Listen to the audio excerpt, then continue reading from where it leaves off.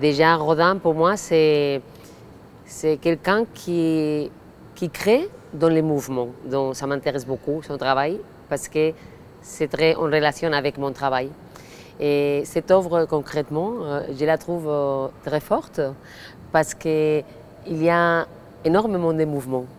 Et en plus, c'est des mouvements qui ne sont pas faciles pour tout le monde. Ça veut dire une personne normale, je ne pense pas, qui pourrait faire une position comme ça. Ça, c'est par exemple une position que je ferais dans un ballet. Donc la femme, elle est comme ça, c'est vraiment, elle est super cambrée, il faut tenir. Lui, il est accroché comme ça, les jambes comme ça. Enfin, c'est vraiment une position.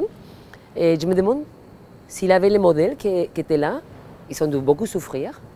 Et s'il n'avait pas les modèles, il avait un instinct incroyable de les mouvements.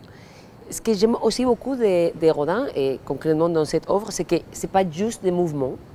Et ça, c'est quelque chose de très important pour moi, c'est qu'il arrive à donner au corps l'émotion des mouvements. Ça veut dire qu'on peut avoir des sculptures où il y a un mouvement très beau, mais lui, il va plus loin. Il a l'émotion qui va avec les mouvements à chaque fois. Je vois ça presque dans tous les travaux de Rodin. C'est sûr que la relation de l'homme et la femme est toujours quelque chose de très complexe. Et dans cette œuvre, on peut imaginer qu'il a voulu parler d'une femme qui, à mon sens, dans cette sculpture, a le pouvoir et un homme qui s'accroche très fort à son amour, alors qu'elle est en train de partir. L'amour fuit, pour moi, dans ce contexte-là, c'est un homme qui est en train de perdre une femme, probablement parce qu'il n'était pas à la hauteur. Pour moi, cette œuvre en principe, il a créé pour la porte de l'enfer, et j'imagine pour la partie un peu des péchés, peut-être la partie sexuelle, considérant qu'à l'époque, peut-être le sexe était un péché, chose qui heureusement ne l'est plus.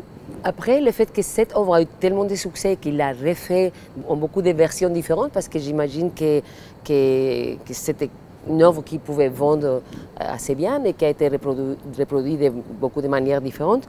Et je peux imaginer qu'à l'époque, cette œuvre, elle est très belle, elle est très forte, mais elle a, c'est vrai, un contenu sexuel assez important.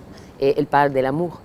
Donc je pense que les personnes qui probablement avaient cette œuvre, c'était des personnes qui devaient être assez modernes et aussi qui avaient une appréciation de l'art très particulière. Son père, de justement les choses qui cassent les limites dans l'art. Je trouve que l'échelle de cette œuvre, elle est parfaite. Parce que quand on s'approche et qu'on la regarde, la dimension n'a plus d'importance.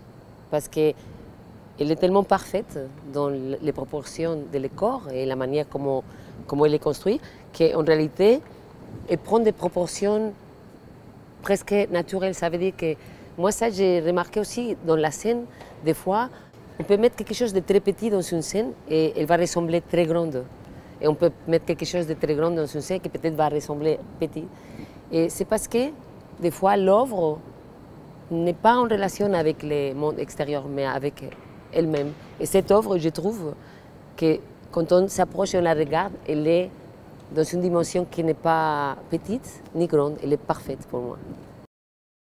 La nature est un temple où de vivants piliers laissent parfois sortir de confuses paroles.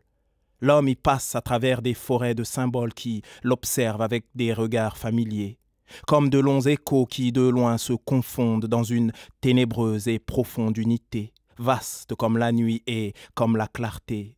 Les parfums, les couleurs et les sons se répondent. Il est des parfums frais comme des chairs d'enfants doux, comme les hautbois verts, comme les prairies et d'autres, corrompus, riches et triomphants, ayant l'expansion des choses infinies. Comme l'ambre, le musc, le benjoin et l'encens qui chantent les transports de l'esprit et des sens.